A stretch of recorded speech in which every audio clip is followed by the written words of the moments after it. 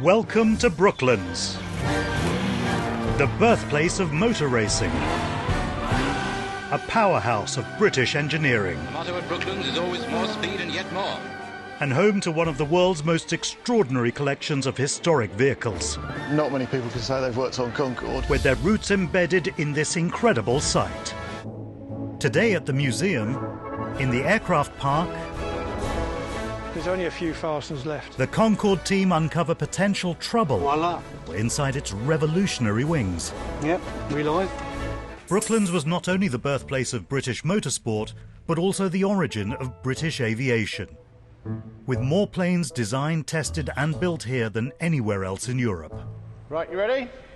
OK. OK, put the pump on. One of the most iconic aircraft to have been partly built on this site is the most famous and only supersonic passenger jet in the world, Concorde. Only 20 of the Anglo-French planes were ever built, and the museum is lucky enough to have one of the remaining jets in pride of place in its aircraft park. That's 110. No. Helps if you put the spanner on. Looking after this 50-year-old record breaker is a team of dedicated volunteers, many of whom cared for this magnificent bird when she was in service. And one of its longest-standing members is retired aircraft engineer Roger Blake. It was definitely something to be proud of. You know, it was world's only supersonic aeroplane, a supersonic transport aeroplane, so there's probably not going to be another one. Today, he and the team are going into battle against their worst adversary, the elements. Morning all. Good morning, Roger. We're primarily trying to stop corrosion on the aeroplane because it's sitting outside. The weather gets to it, water gets into it, and once the corrosion gets in, it's a bit of a job to get rid of it. So what are you doing? You're taking the leading engine off this morning and Yeah. just carrying on an inspection down the side and under the panels? Yeah, sample inspection of the whole wing, really. Yeah. Taking three leading edge sections off, inspecting for corrosion, cracks, anything else, birds' nests.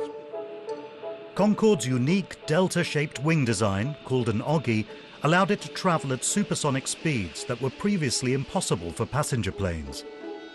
But the diagonal honeycomb rods inside the leading edge or front of the wing were bespoke and machined when the plane was first built. The leading edge of the wing is the part that actually meets the initial airflow and provides what imparts the initial part of the lift for it. With Delta 1 sitting out, open to the elements, she's vulnerable to rain and rust. And replacing any damaged parts could be a lengthy and costly job.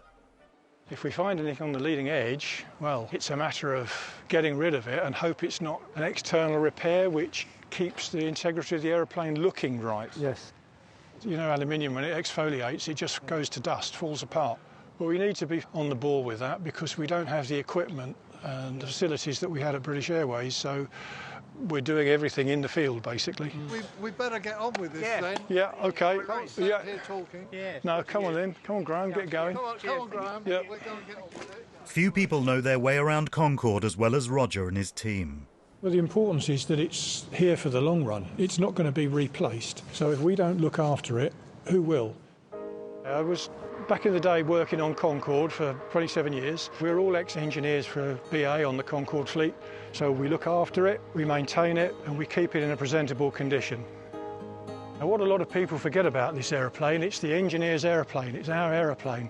We serviced it, we cherished it, we looked after it, we did everything that was needed and presented it to the crew in a perfectly serviceable condition. And it was a real labour of love, some of the jobs on this, so don't forget, the engineers own it, the flight crew play with it.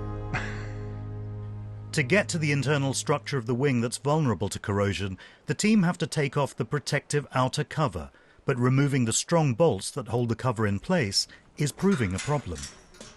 Well, panic's over, I'm here now. When was the last time we had these off? Well, it was actually when the aeroplane came here, wasn't it? That's the torque set, that's what we normally use. You can see it's slightly offset. There's a do and an undo. There's a driving face on alternate sides to put in and put out. If they get full of paint, which obviously they do get, they can become pretty awful to get out. In fact, what John's doing now is getting rid of the paint, tapping them out of the slots so that they, you know, we can get a bite on the tool to drive them out. But these bolts aren't for turning. Things too long. I brought this up, John. Fortunately, Roger's got an old engineering trick up his sleeve. It's a sort of a graphite paste, and it gives the tool a bit of a bite on the edge of the fastener. Instead of slipping out, it's actually got something to grip to. It's worked first time. Well, there you go. The appliance of science. Skilled engineer on it, that's what it is. It makes all the difference. There's only a few fasteners left. It's only Dave being lazy. Oh, gas, that's it.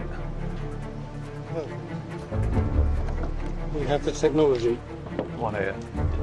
The moment of truth. Voila. A lot of water in there, isn't there? It's just what the team didn't want to find. With the protective cover clearly leaking, without immediate action, it could spell catastrophic corrosion for the delicate aluminium structure beneath. You know, we're not just a load of static exhibits.